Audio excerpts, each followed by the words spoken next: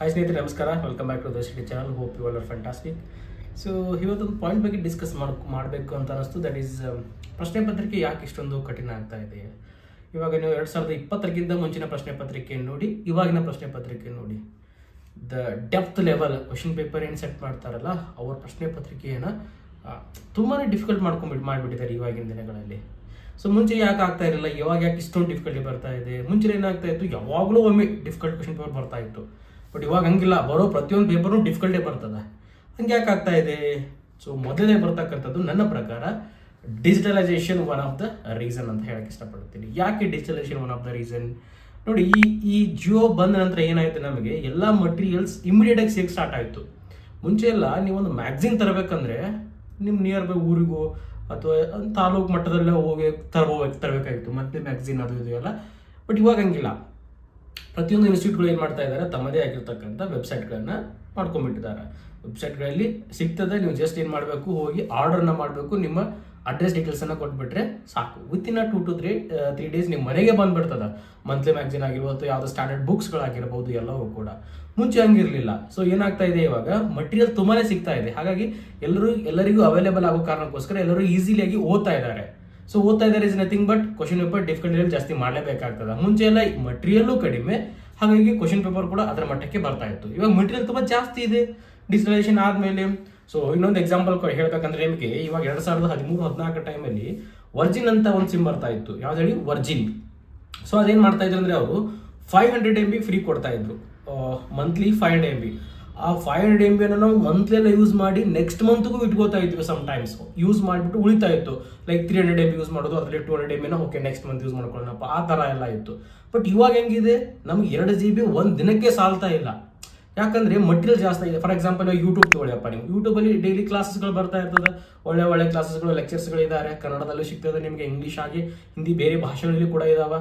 So ಹಾಗಾಗಿ ಏನಾಗ್ತದೆ, ನಾವು ವಿಡಿಯೋನ ನೋಡಲೇಬೇಕಾಗ್ತದೆ. ಸೊ ಅದರಿಂದ ನಮಗೆ ಮಾಹಿತಿ ಬರ್ತದೆ. 2 GB ಸಾಲ್ತಾ ಇಲ್ಲ.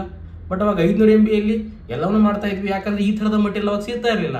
ಅವಾಗ ನಿಮಗೆ ಯೂಟ್ಯೂಬ್ ಲೆಕ್ಚರ್ಸ್ಗಳಿರಲಿಲ್ಲ, ಅಥವಾ ಒಳ್ಳೆ ಮಟೀರಿಯಲ್ ನಿಮಗೆ ಗೂಗಲಲ್ಲಿ ಸಿಗ್ತಾ ಇರಲಿಲ್ಲ. ಇಷ್ಟೊಂದು ಡೀಪ್ ಲೆವೆಲ್ ಆಗಿರತಕ್ಕಂಥ ಇನ್ಫಾರ್ಮೇಷನ್ ಸಿಗ್ತಾ ಇರಲಿಲ್ಲ.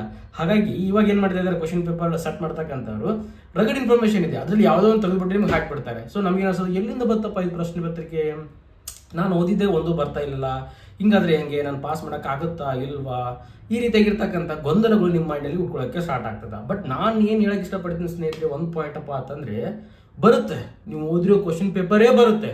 ಬಟ್ ಅಲ್ಲಿ ತನಕ ನಿಮಗೆ ತಾಳ್ಮೆ ಇರಬೇಕು.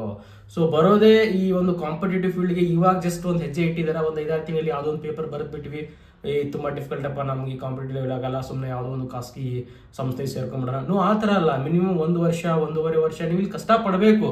1.5 ವರ್ಷ ಓದಬೇಕು, 1-2-3 ಎಕ್ಸಾಮ್ಗಳನ್ನ ಬರೀಬೇಕು. ಆ ಮೊದಲನೇ ಎಕ್ಸಾಮಲ್ಲಿ ಆಗಿರ್ತಕ್ಕಂಥ ತಪ್ಪನ 2ನೇ ಎಕ್ಸಾಮಲ್ಲಿ ತಿದ್ಕೋಬೇಕು, 2ನೇ ಎಕ್ಸಾಮಲ್ಲಿ ಆಗಿರ್ತಕ್ಕಂಥ ತಪ್ಪನ 3ನೇ ಎಕ್ಸಾಮಲ್ಲಿ ತಿದ್ಕೋಬೇಕು. ಹಂಗೆ ಸ್ಟೆಪ್ ಬೈ ಸ್ಟೆಪ್ ಮಾಡಿದಾಗ ಮಾತ್ರ ನಾವು ಅಚೀವ್ಮೆಂಟನ್ನು ಮಾಡಲಿಕ್ಕೆ ಸಾಧ್ಯ ಆಗ್ತದೆ ಅಲ್ವಾ?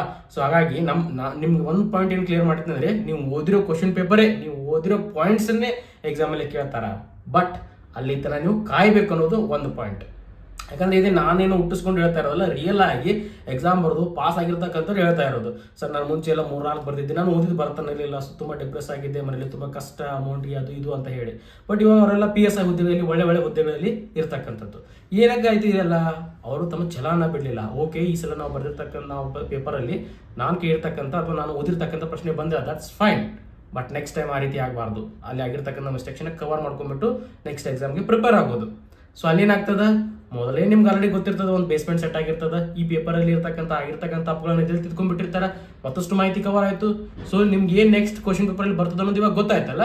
ಸೊ ಈಸಿಲಿ ಹೆಲ್ಪ್ ಆಗ್ತದೆ. ಅದಕ್ಕೆ ಹೇಳ್ತಾ ಇರೋದು, ನೀವು ಓದಿರೋ ಪ್ರಶ್ನೆನೇ, ನೀವು ಏನೇನು ಇಂಪಾರ್ಟೆಂಟ್ ಈ ಮೈಂಡ್ಗೆ ಬಂದಿರ್ತಲ್ಲ, ಅನ್ಸುತ್ತೆ ನಿಮಗೆ ಈ ಪ್ರಶ್ನೆ ಈ ಸಲ ಪ್ರಶ್ನೆ ಪತ್ರಿಕೆಯಲ್ಲಿ ಬರಬಹುದು ಅಂತ ಹೇಳಿ, ಅದೇ ಪ್ರಶ್ನೆ ಬರುತ್ತೆ ಡೆಫಿನೆಟ್ಲಿ. ಬಟ್ ನೀವು ಕಾಯಬೇಕು ಅನ್ನೋದು ಒಂದು ಮಾಹಿತಿ. Next coming back to the main topic, ಯಾಕೆ ಟಫ್ ಆಗ್ತಾ ಇದೆ ಅಂತ ನಾನೇನು ಹೇಳಿದೆ, ಡಿಜಿಟಲೈಸೇಷನ್ ಒಂದು ರೀಸನ್ ಅಂತ ಹೇಳಿದೆ. ವರ್ಜಿನ್ಸ್ ಒಂದು ಎಕ್ಸಾಂಪಲ್ ಅನ್ನು ಕೂಡ ನಿಮಗೆ ಕೊಟ್ಟೆ ನಾನು. ಮುಂಚೆ ಎಲ್ಲ ಆ ರೀತಿ ಇರಲಿಲ್ಲ. ಫಾರ್ ಎಕ್ಸಾಂಪಲ್ ಇವಾಗ 2005, 6 ಅವಾಗಿನ ಕ್ವಶನ್ ಪೇಪರ್ ನೋಡಿದ್ರಿ, ಇವಾಗಿನ ಕ್ವಶನ್ ಪೇಪರ್ ಕಂಪೇರ್ ಮಾಡೋಕ್ಕಿಂತ ಮುಂಚೆ ಜಸ್ಟ್ ಇವಾಗ ನೀವು ಎಲ್ಲ ಓದಿದಿರಪ್ಪ, ಸಿಲೆಬಸ್ ಕವರ್ ಮಾಡಿದಾರೆ, ಪ್ರೀವಿಯಸ್ ಇಯರ್ ಕ್ವಶನ್ ಪೇಪರ್ ತೆಗೆದುಕೊಂಡ್ಬಿಟ್ಟು 2003, 4 ಮಾಡಿದ್ರೆ ಎಷ್ಟು ಈಸಿನಾ, ನನಗೆ ಎಕ್ಸಾಮಲ್ಲಿ ಆರಾಮಾಗಿ ಸೀಟ್ ಸಿಗುತ್ತೆ, ಈ ಸಲ ಆಗುತ್ತೆ, ಆ ಥರ ಮೈಂಡ್ ಸೆಟ್ ಬರುತ್ತೆ. ಇರಲಿ, ಮೈಂಡ್ ಸೆಟ್ ಬರೋದ್ರಲ್ಲಿ ಏನೂ ತಪ್ಪೇನಿಲ್ಲ, ಅದೇ ಥರ ಇರಬೇಕು, ಪಾಸಿಟಿವ್ ಆಗಿರ್ಬೇಕು ಯಾವಾಗಲೂ. ಬಟ್ ಅದೇ ಕ್ವಶನ್ ಪೇಪರ್ ಓದ್ಕೊಂಡ್ಬಿಟ್ಟು ಅದನ್ನೇ ಸಾಲ್ವ್ ಮಾಡಿಬಿಟ್ಟು ಅದೇ ಮೈಂಡ್ ಸೆಟ್ ಅಲ್ಲಿ ಆಗಲ್ಲ. ಈ ರೀಸೆಂಟ್ ಎಕ್ಸಾಮ್ಸ್ಗಳು, ಪ್ರಮುಖವಾಗಿ 2020 ನಂತರ ಏನು ಎಕ್ಸಾಮ್ಸ್ಗಳು ನಡೆದಾವಲ್ಲ ಅವುಗಳನ್ನ ಸಾಲ್ವ್ ಮಾಡಬೇಕು. ನೀವು ಎಷ್ಟು ಓದಿದ್ದೀರಾ, ಅದರಲ್ಲಿ ಎಷ್ಟು ಅರ್ಥ ಮಾಡ್ಕೊಂಡಿದ್ದೀರಾ, ನಿಮ್ಮ ರಿಯಾಲಿಟಿ ಏನನ್ನೋದು ನಿಮ್ಗೆ ಗೊತ್ತಾಗ್ತಕ್ಕಂಥದ್ದು ಅದೇ ರೀಸೆಂಟ್ ಆಗಿರ್ತಕ್ಕಂಥ ಪ್ರೀವಿಯಸ್ ಕ್ವಶನ್ ಪೇಪರ್ಗಳಲ್ಲಿ. ಬಟ್ ನಿಮ್ಮ ಮುಂಚಿನ ಕ್ವಶನ್ ಪೇಪರ್ನ ಎದಕ್ಕೆ ಸಾಲ್ವ್ ಮಾಡಿ ಅಂದರೆ ಕಾನ್ಫಿಡೆನ್ಸ್ ಬೂಸ್ಟ್ಗೋಸ್ಕರ. ಓಕೆ, ನಾನು ಈ ಫೀಲ್ಡಲ್ಲಿ ಇರ್ಬೋದಪ್ಪ, ಜಾಬ್ ಅನ್ನ ತಗೋಬಹುದು, ಆ ರೀತಿಯಾಗಿರ್ತಕ್ಕಂಥ ಬೂಸ್ಟ್ಗೋಸ್ಕರ ಈ 2020ಗಿಂತ ಮುಂಚಿನ ಕ್ವಶನ್ ಪೇಪರ್ನ ಸಾಲ್ವ್ ಮಾಡಿ. ಬಟ್ 2020 ನಂತರ ಕ್ವಶನ್ ಪೇಪರ್ ಅದಲ್ಲ, that is the real one for your exams. So upcoming ಬರ್ತಕ್ಕಂಥ ಪ್ರತಿಯೊಂದು ಎಕ್ಸಾಮ್ಸ್ಗಳು FDA ಭಾರತ್ ಅಂತ ಹೇಳ್ತಾ ಇದ್ದಾರೆ, SDA ಭಾರತ್ ಅಂತ ಹೇಳ್ತಾ ಇದ್ದಾರೆ, ಇವನ್ ಎಕ್ಸೈಸ್ ಡಿಪಾರ್ಟ್ಮೆಂಟಲ್ಲೂ ಕಾಲ್ ಆಗುತ್ತೆ, PC ಕೂಡ ಕಾಲ್ ಆಗುತ್ತೆ ಅಂತ ಹಲವಾರು ನ್ಯೂಸ್ಗಳು ಹರಡ್ತಾ ಇದ್ದಾವೆ. ಇವನ್ ನನ್ನ ಚಾನಲ್ನಲ್ಲೂ ಕೂಡ ಸದ್ಯಕ್ಕೆ ಯಾವುದೇ ವಿಡಿಯೋಗಳನ್ನು ಮಾಡೋಕ್ಕಾಗ್ತಾ ಇಲ್ಲ due to some personal reasons. But as soon as question notification ಎಲ್ಲ ಔಟ್ ಆಗುತ್ತಲ್ಲ, ನಾನು ಕೂಡ ಕ್ಲಾಸ್ಗಳನ್ನು ಮಾಡೋಕ್ಕೆ ಸ್ಟಾರ್ಟ್ ಮಾಡಿದ್ದೀನಿ. ಸದ್ಯದ ಟ್ರೆಂಡಲ್ಲಿ ಯಾವ ರೀತಿಯಾಗಿರ್ತಕ್ಕಂಥ ಕ್ವಶನ್ಸ್ಗಳನ್ನ ಕೇಳ್ತಾರಲ್ಲ ಅದನ್ನ ಗಮನದಲ್ಲಿ ಇಟ್ಟುಕೊಂಡೆ ನಿಮಗೆ ವಿಡಿಯೋಗಳನ್ನು ಮಾಡಿಕೊಳ್ಳಿಕ್ಕೆ ಪ್ರಯತ್ನ ಮಾಡ್ತಾ ಇರ್ತೀನಿ. ಬಟ್ ಅದೆಲ್ಲ ಜೊತೆಗೆ ಮಟ್ಟಿಯಲ್ಲಿ ಇದೆ, ಓದಿ, ತುಂಬಾನೇ ಸಿಂಪಲ್ ಆಗ್ತಕ್ಕಂಥದ್ದು. ನೆಗೆಟಿವ್ ಮೈಂಡ್ ಸೆಟ್ ಬೇಡ, ನನಗೆ ಆಗಲ್ಲಪ್ಪ, ಇಷ್ಟೊಂದು ಕ್ವಶನ್ ಟಫ್ ಕೇಳ್ತಾ ಇದ್ದಾನೆ, ಕಾಂಪಿಟೇಷನ್ ಜಾಸ್ತಿ ಆಗ್ತಾ ಇದೆ. ಕಾಂಪಿಟೇಷನ್ ಎಲ್ಲರಿಗೂ ಜಾಸ್ತಿ ಆಗ್ತಾ ಇದೆ, it's not only for you, it's for all. ಇವಾಗ ಹಂಗೆ ಆಗ್ತಾ ಇದೆ ನೋಡಿ, ಒಂದು 100 ಸೀಟ್ ಕಾಲ್ ಆಗಿತ್ತಂದ್ರೆ 1-2 ರಿಂದ 3 ಲಕ್ಷ ಜನ ಅದಕ್ಕೆ ಅಪ್ಲೈ ಮಾಡಿರ್ತಾರೆ. ಸೊ ಹಾಗಂತ ಈ ಕಾಂಪಿಟೇಷನ್ ಜಾಸ್ತಿ ಆಗಿದೆ, ನಾನು ಮಾಡೋಕ್ಕಾಗಲ್ಲ ಅಂತ ಹೇಳ್ಕೊಂಡ್ಬಿಟ್ರೆ, ಸೊ ಸೆಲೆಕ್ಟ್ ಆಗಿರೋರು ಯಾರು? ಅವರು ನಮ್ಮ ಥರನೇ ಮನುಷ್ಯರು, ಅವರು ನಮ್ಮ ಥರನೇ ಓದಿರಬೇಕು, ಅವ್ರೇನು ಬೇರೆ ಪುಸ್ತಕ ಓದಿರಲ್ಲ. ಮಾರ್ಕೆಟಲ್ಲಿ ಎಲ್ಲರಿಗೂ ಸಿಗುತ್ತೆ ಒಂದು ಪ್ರಾಪರ್ ಪ್ಲಾನ್, ಲೈಕ್ 6 ರಿಂದ 12ನೇ ತರಗತಿ ಎಲ್ಲ ಪುಸ್ತಕಗಳು, that's cover. Then standard books, for example ಜಿಯೋಗ್ರಫಿಗೆ ಸ್ಟ್ಯಾಂಡರ್ಡ್ ಬುಕ್, ರಂಗನಾಥ್ ಸರ್ ಬುಕ್ಕನ್ನು ಓದ್ಬೋದು ನೀವು. ಅದು ನಿಮ್ಗೆ ಕಂಪ್ಲೀಟ್ ಆಗಿರ್ತಕ್ಕಂಥ ಮಾಹಿತಿಯನ್ನು ಕೊಡ್ತದೆ. ಇಲ್ಲಪ್ಪ ಕಾನ್ಸ್ಟಿಟ್ಯೂಷನ್ ಬೇಕಾ, ಏನಾದರೂ ಬೇಕಾಗಿತ್ತಂದ್ರೆ ಇಂಗ್ಲೀಷಲ್ಲಿ ನಿಮಗೆ ಎಕ್ಸ್ಪರ್ಟ್ಸ್ ಇತ್ತಂದ್ರೆ, ಲೈಕ್ ಅರ್ಥ ಆಗ್ತಿತ್ತಂದ್ರೆ ಲಕ್ಷ್ಮೀಕಾಂತ್ ತಗೊಳ್ಳಿ, ಕಂಪ್ಲೀಟ್ ಆಗಿರ್ತಕ್ಕಂಥ ಮಾಹಿತಿ ಸಿಕ್ಬಿಡ್ತದೆ ನಿಮಗೆ. ಕನ್ನಡದಲ್ಲೂ ಹಲವಾರು ಒಳ್ಳೆ ಪುಸ್ತಕಗಳಿದಾವೆ. ಹಾಗೆ ಸ್ಟ್ಯಾಂಡರ್ಡ್ ಬುಕ್ಸ್ ಪ್ಲಸ್ 6 ರಿಂದ 12ನೇ ತರಗತಿಯ ಕಂಪ್ಲೀಟ್ ಬೇಸಿಕ್ ಸಬ್ಜೆಕ್ಟ್ಸ್. ಸಪೋಸ್ ನಿಮ್ಗೆ ಇಂಗ್ಲೀಷಲ್ಲಿ ಅರ್ಥ ಆಗ್ತಾ ಇತ್ತು ಅಂದ್ರೆ NCERT ಓದಿ, ದಟ್ ಇಸ್ ಬೈಬಲ್ ಅಂತ ಹೇಳ್ತಾರೆ. ಇವನ್ UPSC ಪ್ರಿಪೇರ್ ಆಗೋರು ಕೂಡ NCERTಗೆ ಪ್ರಿಫರೆನ್ಸ್ ಕೊಡ್ತಾರೆ. ಅವ್ರ ಮೊದಲೇ ಪಾಯಿಂಟ್ ಏನಪ್ಪ ಅಂದ್ರೆ NCERT ಕಂಪ್ಲೀಟ್ ಮಾಡೋದು ಅನ್ನೋದು. ಸೊ ನಿಮಗೆ ಇಂಗ್ಲೀಷ್ ಚೆನ್ನಾಗಿ ಅರ್ಥ ಆಗ್ತಾ ಇತ್ತು ಅಂದ್ರೆ ಬೆಟರ್ ಗೋ ಫಾರ್ NCERT ಅಂತ ಹೇಳ್ಬೋದು, ಸರಿನಾ? 6 to 12 ಕವರ್ ಆಗುತ್ತೆ, ಅದರ ನಂತರ ಬರ್ತಕ್ಕಂಥ ಸ್ಟ್ಯಾಂಡರ್ಡ್ ಬುಕ್ಸ್ ಕವರ್ ಆಗುತ್ತೆ. ಆಮೇಲೆ ಬರೋದು ಕರೆಂಟ್ ಅಫೇರ್ಸ್ ಅಂತ ಬಂದಾಗ ಇಟ್ಸ್ ನಾಟ್ ಲೈಕ್ ಎಕ್ಸಾಮ್ ಬಂದಾಗ 1 ತಿಂಗಳಲ್ಲಿ ಎಲ್ಲ ಓದ್ಬಿಡೋದು, 6 ತಿಂಗಳದೆಲ್ಲ ಒಂದೇ ಬುಕ್ಕನ್ನು ತೊಗೊಂಡ್ಬಿಟ್ಟು, no, it's not going to happen. ಏನು ಮಾಡಬೇಕು? ಪ್ರತಿದಿನ ಓದಬೇಕು. ಬೆಸ್ಟ್ ಏನಪ್ಪ ಇದಕ್ಕೆ? Prajavani, one of the best newspaper. Okay, Prajavani ತಗೊಳ್ಳೋದು, ಓದೋದು, ಅದ್ರಲ್ಲಿ ಬರ್ತಕ್ಕಂಥ ಇಂಪಾರ್ಟೆಂಟ್ ಪಾಯಿಂಟ್ಸ್ಗಳನ್ನ ನೋಟ್ಸ್ ಮಾಡ್ಕೊಳ್ಳೋದು, ಒಂದಿನ ಆಯ್ತಾ. ನೆಕ್ಸ್ಟ್ ಮತ್ತೆ ಓದೋದು. ಮ್ಯಾಕ್ಸಿಮಮ್ 24 ತಾಸಲ್ಲಿ ಒಂದು 45 ಮಿನಿಟ್ಸ್ ಕೊಡ್ಬೋದಲ್ಲ ನಾವು ಅದಕ್ಕೆ. 45 ಮಿನಿಟ್ಸಲ್ಲಿ ನಿಮ್ಗೆ ನೋಟ್ಸು ಕವರ್ ಆಗುತ್ತೆ, ಒಳ್ಳೆ ನಾಲೆಜ್ ಸಿಗುತ್ತೆ ಸ್ನೇಹಿತರೆ.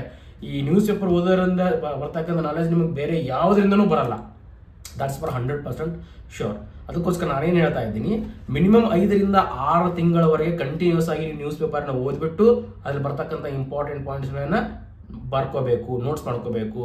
ಆವಾಗ ಎಕ್ಸಾಮ್ ಏನು 1 ತಿಂಗಳು ಇರುತ್ತಲ್ಲ ಅವಾಗ ಅದನ್ನ ರಿವಿಷನ್ ಮಾಡಬೇಕು. ಬಟ್ ಜಾಸ್ತಿ ಜನ ಏನು ಮಾಡ್ತಾರಂದ್ರೆ ಒಂದು ತಿಂಗಳು ಏನಿರುತ್ತಲ್ಲ ಎಕ್ಸಾಮ್ ಲಾಸ್ಟ್ ಮೂಮೆಂಟ್ಗೆ ರಿವಿಷನ್ ಮಾಡೋ ಬದಲಾಗಿ ಅವಾಗಲೇ ಎಲ್ಲ ಕರೆಂಟ್ ಅಫೇರ್ಸ್ ಓದೋದು, ಅವಾಗಲೇ ಟ್ರೈ ಮಾಡೋದು.